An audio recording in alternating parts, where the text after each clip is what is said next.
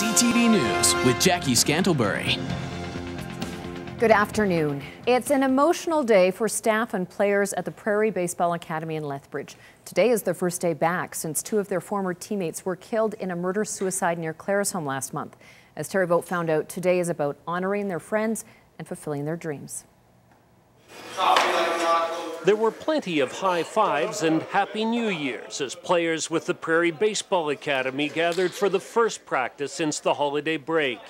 But there's also the realization that two familiar faces are missing. The two former mentors and leaders, Tanner Craswell and Mitch McLean, will not be coming back. Well, it's tough because you're missing two guys that are part of your PBA family, right? They're part of your everyday activities. I mean, we come to Lethbridge to play ball. I mean, you kind of look for those faces and you don't see them here. Craswell and McLean, elite athletes from Prince Edward Island, were among three people shot and killed while driving to Calgary to fly home for the holidays. The gunman, Derek Jensen, also killed Tabitha Steppel and seriously injured Shayna Conway before turning the gun on himself. For members of the Prairie Baseball Academy, where Craswell and McLean often worked with younger players, it's been a difficult holiday. I felt wrong being back home, and I felt that I just needed to be back in Lethbridge as quickly as possible, just because, just basically I miss them so much, and they mean the world to everyone. Some of the players came back early to help plan the memorial that's scheduled for Saturday. They've put together a video that'll be shown at the event, which is to be streamed live over the internet. The players and coaches are also dedicating the spring season to Craswell and McLean. For this year, it'll be with us a huge amount, and I think that's what will drive us. We're gonna, commit this season to them and play the game right and do it like they would want us to do it. So. But that's one of the things that we want to preach them. Don't change the way that we're playing, but change the way that you go about your life and live. Take advantage of what you have now. Terry Vogt, CTV News, Lethbridge. And of course, a memorial will be held this Saturday at 3 o'clock at the NMAX Centre. Now, it's a reminder that it is winter in southern Alberta after all. Lethbridge received its first snowfall in just about a month this morning. This was the scene on 3rd Avenue South and Scenic Drive around 10 a.m. The snow was coming down fairly hard, and the last time there was snow reaching the ground in Lethbridge, it was overnight on December 12th and 13th. That's when we got 1.8 centimeters of snow. We've only had two other snow days so far this winter. The first, November 4th.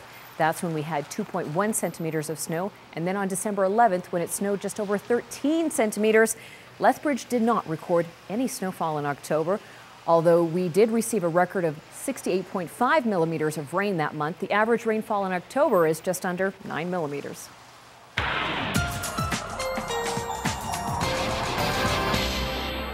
Let's keep talking about the weather. And Dory, it's going to seem awfully cold, even though the temperatures are going to be around -18.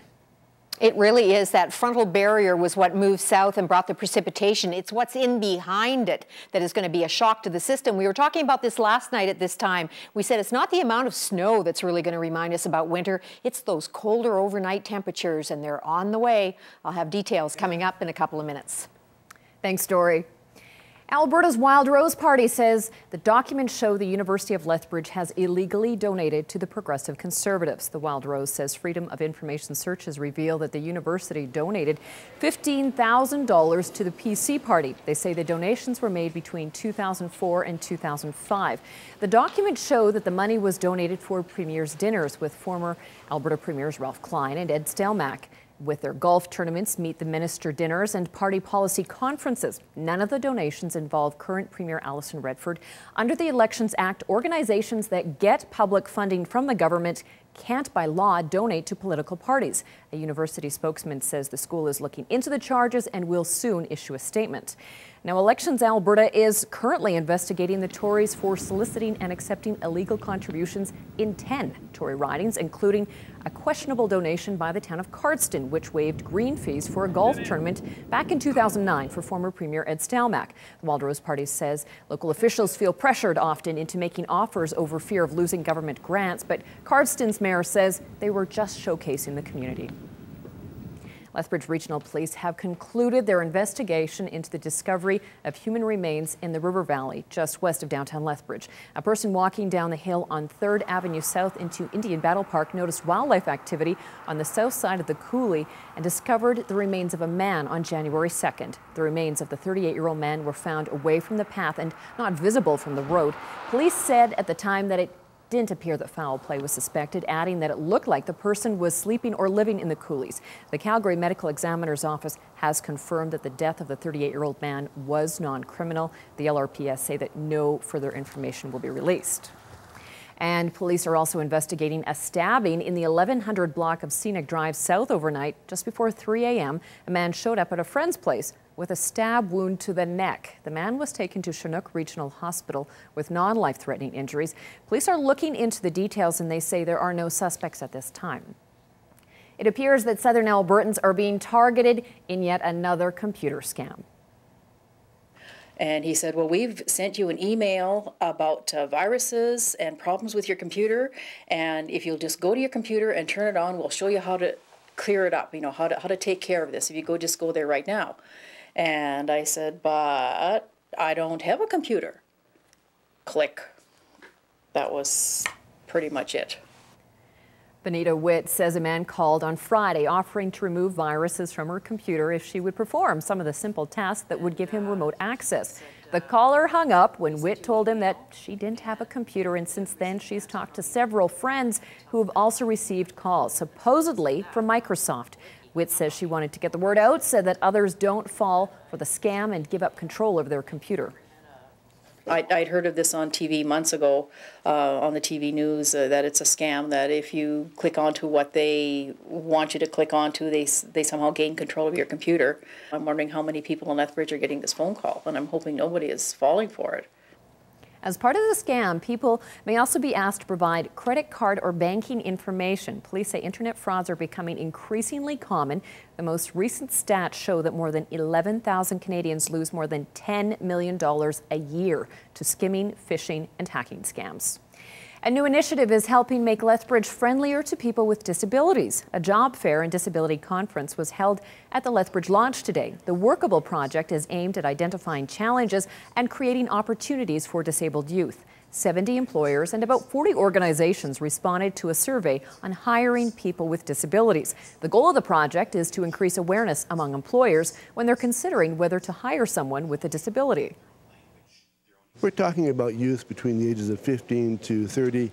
We're talking about a disability range of everything from dyslexia to hearing impairment to diabetes, to vision impairment. So I think that we're trying to make everyone aware that disabilities does not mean that a person can't care for themselves.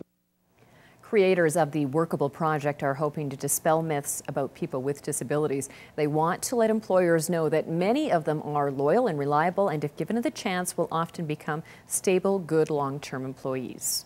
Well, it's an exciting first for University of Lethbridge students and city residents. Campus Stores Canada has announced that it will affiliate with campusebookstore.com. Now, the move allows its members, including U of L Bookstore, to have the ability to sell e-books online. The partnership gives students and community members access to more than 250,000 commercial and public domain e-book titles through Google eBooks. Bookstore officials say people's expectations about how they purchase and use books is changing, and this allows them to offer flexibility in how they study and use academic materials. It was available as of November, and it's on our website. Anybody can go onto our website and purchase a digital book. You don't have to have a special device. It can go on an iPad, an iPhone, your any reading device that you have, and it's kind of like on a cloud program, but not really. It sits on a database or a server, and you can capture it on any device that you have. Once you've signed in, it belongs to you, and you can download it on anything or look through any device that you have. For more information, visit the bookstore website at uleth.ca/bookstore. If you've ever wanted to know more about the Crow's Nest Pass and its history, you might want to consider making a pit stop at the museum in Coleman. Operating out of an old high school, the museum was started by a group of volunteers living in the area. Here's Mike LeBlanc and this week's Farm.tv. Farm.tv took a step back in time in the history of southwest Alberta with a visit to the Crow's Nest Museum in Coleman, Alberta. The Historical Society was formed in the late 70s, and they took over the Coleman High School building in the early 80s, and in 84 they opened the museum, and it was all volunteer run, the dedication of a few noble Crow's Nest Pass individuals, and they started the Historical Society and the museum thereafter. The museum has a collection of over 25,000 artifacts and archival items. Well, it's a pretty diverse museum. It's more of a cultural museum, so to speak, and we have rooms filled with the pioneer life, the blacksmith life, the general store life. We even have wildlife. We try to give you a great overview of what it's like to have grown up in the Crow's Nest Pass and live in the Crow's Nest Pass today.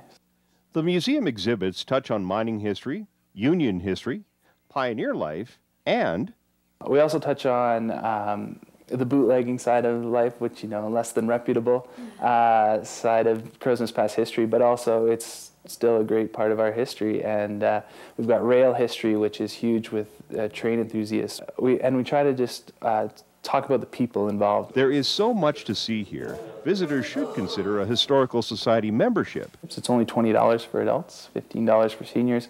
With your membership, you get free admission to the museum, and you get the biannual newsletter sent to you. We have plans for exhibits, we have plans for changes, we have plans for additions, and with community support and outside support, we hope to reach those goals. Farm TV is brought to you by DA Building Systems.